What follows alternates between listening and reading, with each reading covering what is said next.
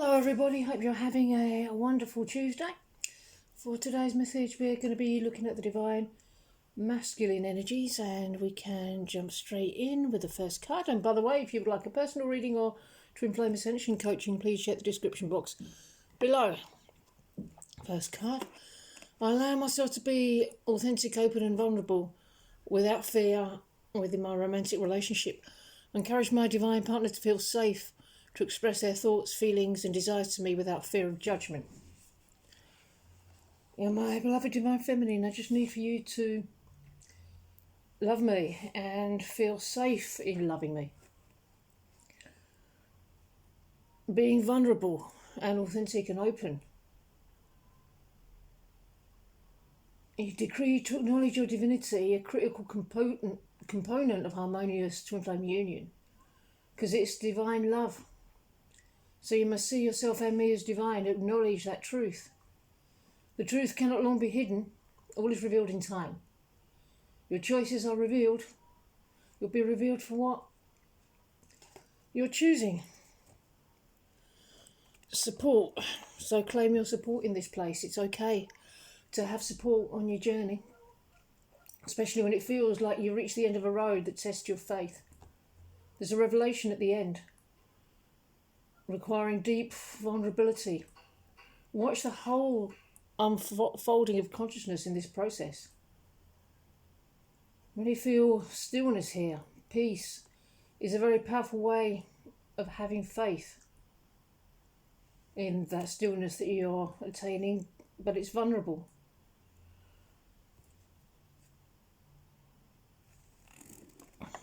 So never trade your peace for anything. Don't sacrifice your peace for anything. Peace is the most important thing whilst our consciousness goes through a dramatic transformation. There's an emergence happening, a release, an invitation to continue letting go.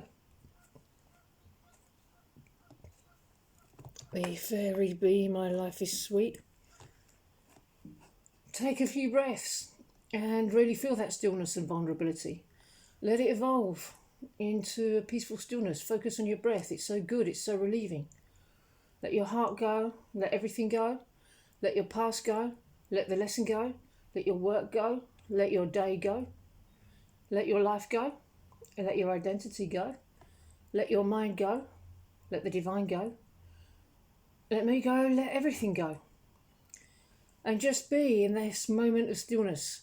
There's nothing you can lose by letting go. Just return your focus to the state of surrender. Let it be complete. Let it be total. And let yourself dive wholly into that surrender. Allow yourself to be with that surrender. That surrender is divine.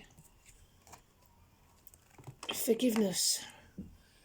And the forgiveness goes hand in hand with the surrender. That's what you have to do to be in that union with the divine. It's perfect and it's holy and it's fulfilling. You may feel a heaviness in your heart leaving. Just let that go. Letting go may be a process, but it don't give you permission to continue to hold on. It's simply a process of surrender, the process of bringing the divine to that place, the process of letting go. The process of bringing divinity in.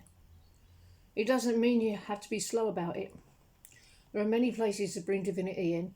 There's a fluidity and flow to that.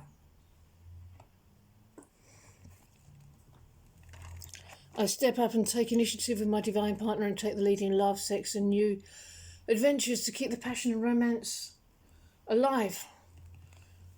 And more heaviness will be released in this way. And you can release so much heaviness this way. Feel that big heaviness leaving your heart like a dark, heavy storm that's washing away and turning into a warm sunshine and a light spring. And clear skies as the clouds fall away. I invite you to give that heaviness to God completely. Stay in that warm spring morning for a few more breaths, a few more moments, in the perfection of your own divinity. The fires of passion are stoked in the stillness of peace. Sleep. Shh. So give yourself permission to rest. You continue processing through your sleep. As peace brings life to your passion.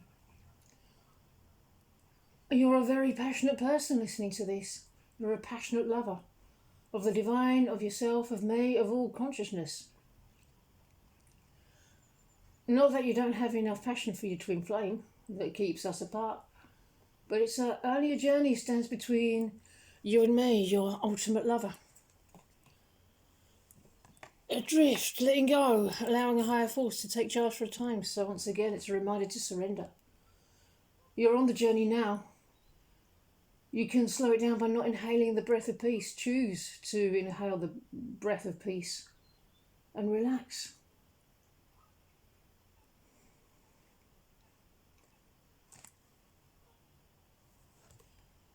You are unlike anyone else. Your contradictions and complexities are interesting. Yeah, so if you're feeling sadness, if you're feeling grief, please know, if you're doing the work, that's what's leaving. Because the world has told you this is what the journey's worth, where you give everything and get nothing, and it's not worth it. And that's not true. Surrender to the divine truth here. Grief actually indicates the joy returning. Joy is the strength you're coming into.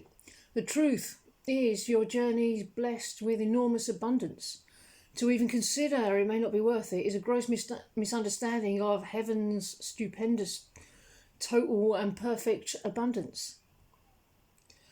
That we're asked to do so little and so much is given to us in return.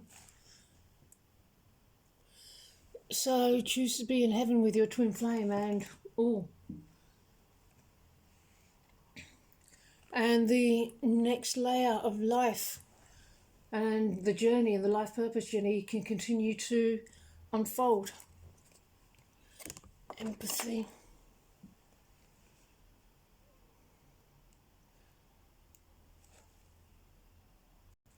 You're carving your way to the next step. You're going through a huge transformation. And more than that, a whole new awareness and arena to step into. Be clear what it is you have to do to have union. Just be yourself completely. And you can have your good. Your good's already there.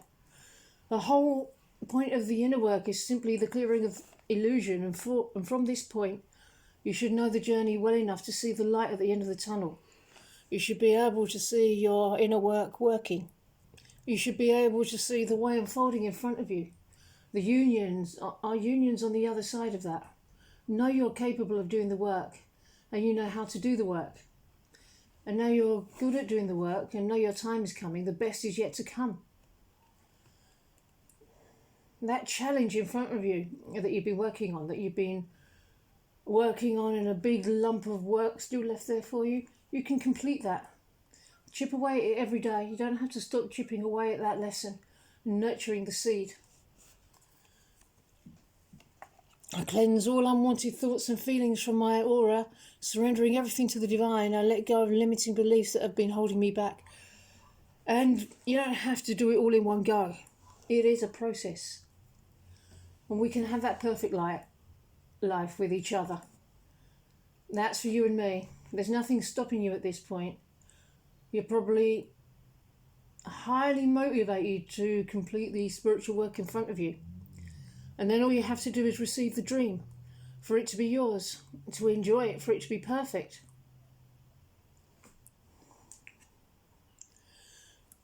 Eros, love.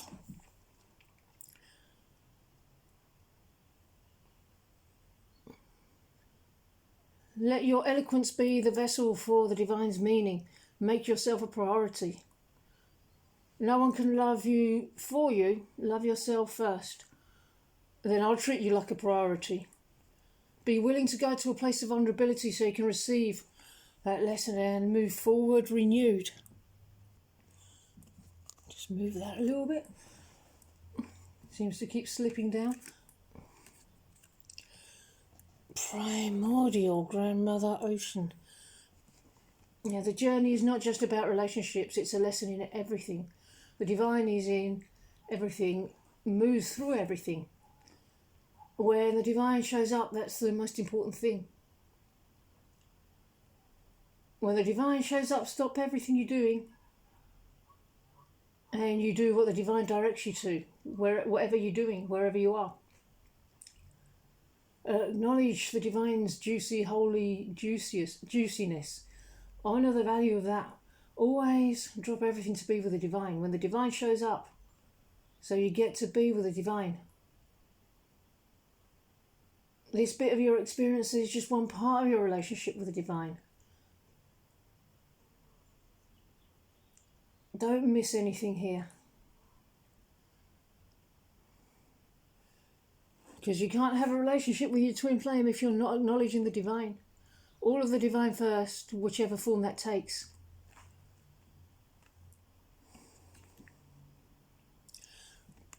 Take care of yourself. And that's what the divine is directing you to do right now. Self-care. Because until we're in perfect union or full enlightenment, we're still missing something about the divine. The harmonious twin flame union journey is about getting to know the divine, coming to be with the divine, having a relationship with the divine, romancing with the divine. This romance turns into harmonious twin flame union. This is our love story. You desire the beloved, but there may be a huge task in the way, just like in all love stories. The heroes just get to work. Cinderella handled the challenges of her life and went towards her man only when she could. Her mother on her deathbed told her to have courage and be kind. In every moment she's tested, she used this lesson to move forward through the challenges, whatever they may be. Cinderella's challenges were not, oh, he don't seem to like me. Do I smell? No. The real challenge was the ugly sisters and wicked stepmother that seemed to have nothing to do with her man, but it had everything to do with her man. Because the ugly sisters and stepmother were the embodiment of people in society.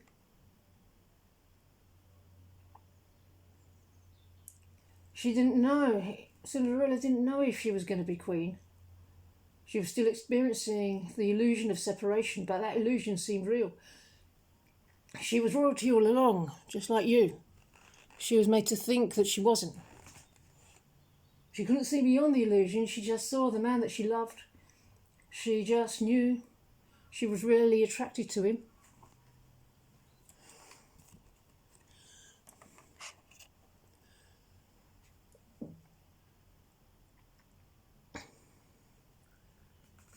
It was mentioned that he was a prince and she swooned.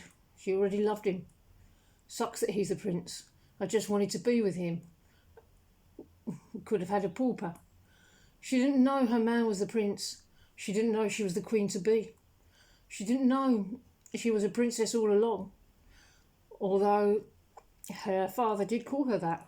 She just loved. She had courage. So that's what you've got to do now. Just love and have courage.